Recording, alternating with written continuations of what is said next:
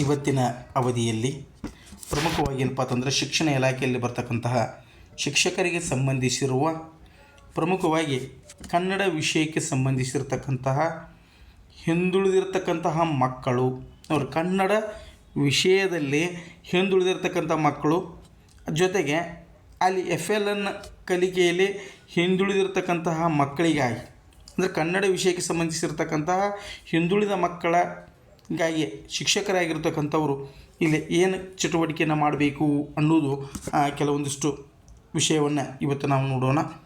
ಮುಖ್ಯವಾಗಿ ಏನಪ್ಪ ಅಂತಂದ್ರೆ ಐ ಅನ್ನುವಂತಹ ಸ್ವರವನ್ನು ಬಳಸಿಕೊಂಡು ವಿದ್ಯಾರ್ಥಿಗಳಂತಕ್ಕಂಥವರು ಕಲಿಕೆಯಲ್ಲಿ ಹಿಂದುಳಿದಿರ್ತಕ್ಕಂತಹ ಮಗುವನ್ನು ಒಂದಿಷ್ಟು ಏನಪ್ಪ ಅಂತಂದ್ರೆ ಪರಿಶ್ರಮದ ಮೂಲಕ ಅದನ್ನು ಪ್ರಗತಿಗೆ ಇದು ಸಹಕಾರಿಯಾಗಲಿ ಅನ್ನೋ ಕಾರಣಕ್ಕಾಗಿ ನಾವು ಇಲ್ಲಿ ಮಾಡ್ತಕ್ಕಂಥದ್ದನ್ನು ಗಮನಿಸಬಹುದು.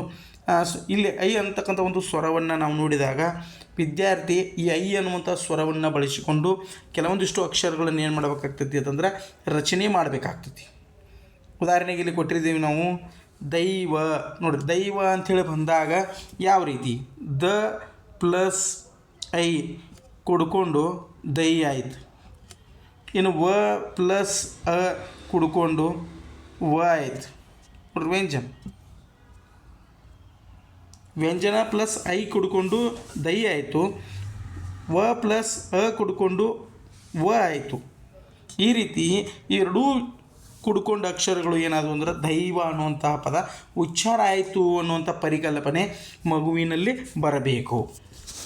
ಅದೇ ರೀತಿಯಾಗಿ ಮೈಲಿ, ಪೈರು, ಹೈನು, ರೈತ, ತೈಲ, ಪೈಸೆ, ನೈಜ, ಜೈಲು, ಮೈದ, ಕೈಲಾಸ, ವೈಶಾಖ, ಮೈದಾನ, ಬೈತಲೆ, ಸೈನಿಕ, ಮೈಸೂರು, ವೈಭವ, ಕೈವಾರ, ಕೈ ಕೆಸರು, ಕೈ ಕಡಗ, ಭೈರವ, ಮೈಲಾರಿ, ಜೈಕಾರ, ನೈದಿಲೆ, ವೈಕುಂಠ, ಕೈಮರ, ವೈಶಾಲಿ,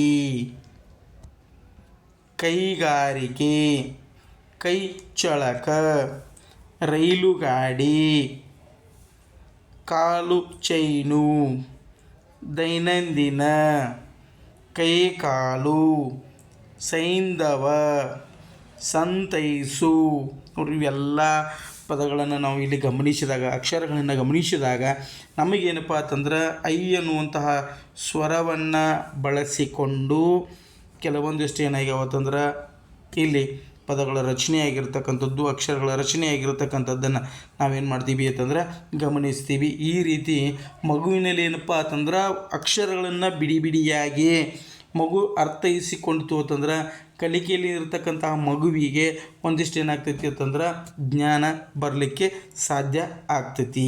ಅದನ್ನು ನಾವೇನು ಮಾಡಬೇಕು, ಶಿಕ್ಷಕರಾಗಿರ್ತಕ್ಕಂಥವರು ಮಗುವಿನಲ್ಲಿ ಸ್ವರಗಳನ್ನು ಇಟ್ಟುಕೊಂಡ ಯಾವ ರೀತಿ ಅಲ್ಲಿ ಪದಗಳನ್ನು ರಚನೆ ಮಾಡಬೇಕು ಅನ್ನುವಂಥ ಪರಿಕಲ್ಪನೆಯನ್ನು ಮಕ್ಕಳಲ್ಲಿ ನಾವೇನು ಮಾಡಬೇಕಾಗೈತಿ ಅಂತಂದ್ರೆ ನೀಡಬೇಕಾಗ್ಯದ.